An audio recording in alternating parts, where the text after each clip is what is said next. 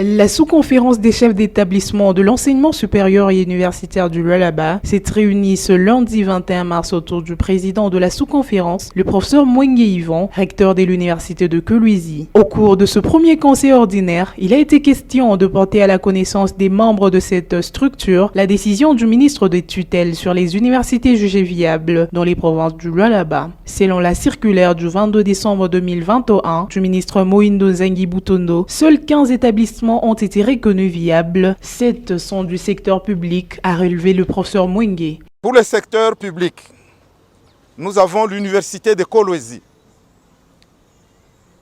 l'Institut supérieur pédagogique de Kolwezi, ou ISP Kolwezi, l'Institut supérieur pédagogique de Musumba, ISP Musumba, l'Institut supérieur des techniques appliquées de Kolwezi, ISTA Kolwezi, l'Institut supérieur des techniques médicales de Kolwezi, ISTEM Kolwezi, l'Institut supérieur des techniques médicales de Musumba, ISP Musumba, l'Institut supérieur d'études agronomiques et vétérinaires, ICEAV, Sandoa. Le secteur privé n'a pas non plus échappé à la sentence du patron de l'enseignement supérieur. La note numéro 053 n'a reconduit que 8 établissements, dont l'université du CEPROMAD Kolwezi, représentée au sein de la sous-conférence par le professeur Ngoyi Mukanya Ignace. Il y a l'université méthodiste Okatanga à Mulungwishi,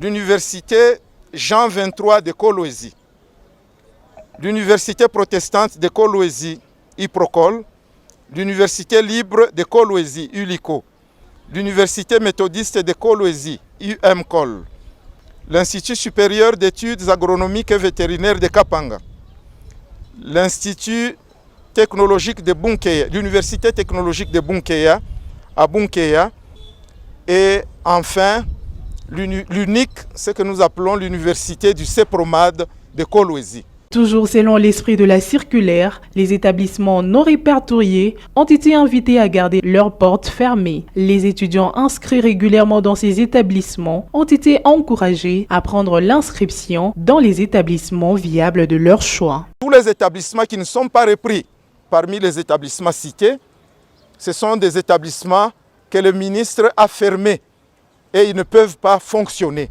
Nous appelons aux parents et aux étudiants qui s'auto-prennent en charge de pouvoir décider dans quel établissement ils peuvent s'orienter pour leurs études. Tous les autres établissements qui n'ont pas été cités, ce sont des établissements fermés. Sur instruction du ministre, ces établissements qui n'ont pas été cités, ils seront contrôlés par la police et l'Agence nationale de renseignement, l'ANER. Lorsqu'ils vont trouver que ces établissements sont en train d'ouvrir pendant qu'ils sont fermés, ils s'en prendront à eux-mêmes. Notons que les établissements reconnus viables ont été exhortés à améliorer les conditions d'études.